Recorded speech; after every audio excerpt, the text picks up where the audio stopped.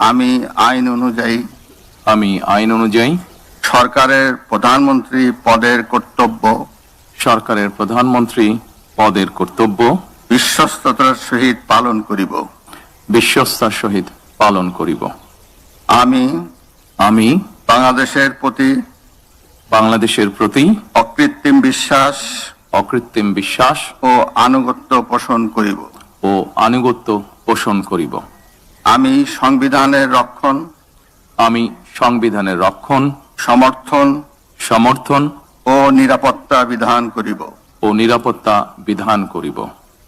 আমি ভীতি বা অনুগ্রহ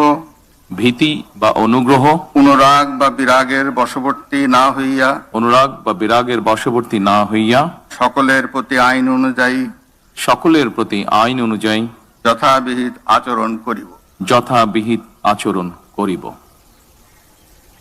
এবার মাননীয় প্রধানমন্ত্রীর গোপনীয়তার শপথ পাঠ পরিচালনা করার জন্য রাষ্ট্রপতি মহোদয়কে বিনীত অনুরোধ জানাচ্ছি।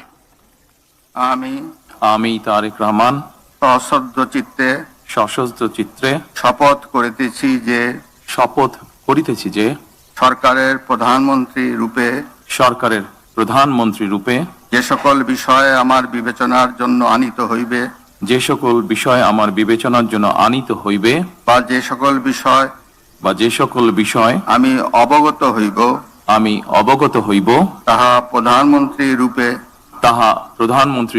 যথাযথভাবে আমার কর্তব্য পালনের প্রয়োজন ব্যতীত প্রত্যক্ষ বা পরোক্ষভাবে কোনো ব্যক্তিকে জ্ঞাপন করিব না বা কোনো ব্যক্তির নিকট প্রকাশ করিব না। ধন্যবাদ।